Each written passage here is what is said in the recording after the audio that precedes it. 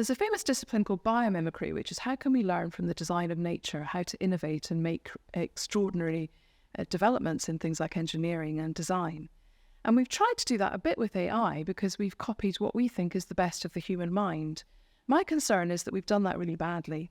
So if you think about what we've kept out of AI, we've kept out all the things that we think are a bit embarrassing and a bit too human really for AI, like emotions and mistakes and all that stuff you'd sack a robot for. But actually, if you look carefully at what that suite of things are, that junk code that we have left out of AI, it's actually really interesting. So imagine you are in the lab with God with the blueprints for this thing called human that you're about to design, set loose on the planet. And you've decided, in a shock move, to give it free will. Well, that's a really bad idea because humans are notoriously accident prone and your species will probably just blink out and not survive for very much longer. So what could you do? What could you retrofit in on top of free will that would keep this species safe? So the first thing you do is you make it a bit soppy and loyal. So you give it emotions because then when it has a tiny puling baby, it will want to look after it. When it has an ailing mother or a sick friend, they will want to protect their colleagues in the species and they'll want to keep the community together and safe.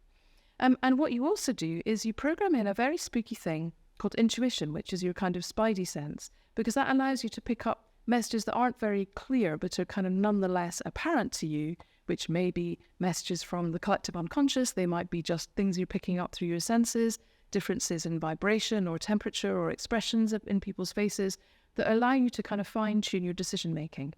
So those things help keep you in community, keep you aware, keep you listening to other people's emotions and feelings. And then what you want to do is try and make sure that you don't make terrible decisions with all this free will. So what you do is you make humans a bit uncertain. So otherwise they might go rushing into things all the time. So you want to make them pause and think a bit to make sure they're really, really interrogating the decisions they may make. And that also makes them go and ask wiser and more brilliant people what the answers might be so that they make fewer mistakes and they also bond together as a community.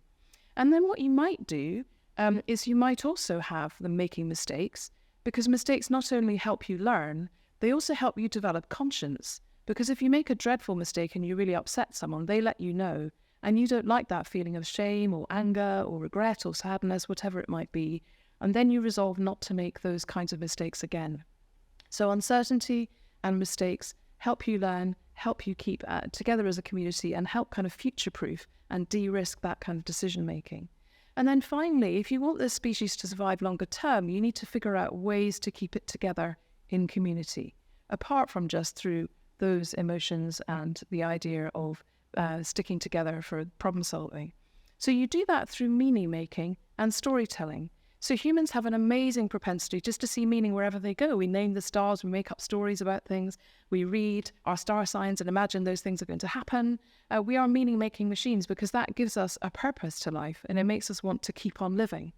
And what we do over time is we turn all that stuff into wonderful stories and we tell them to our children, we tell them to everyone we meet.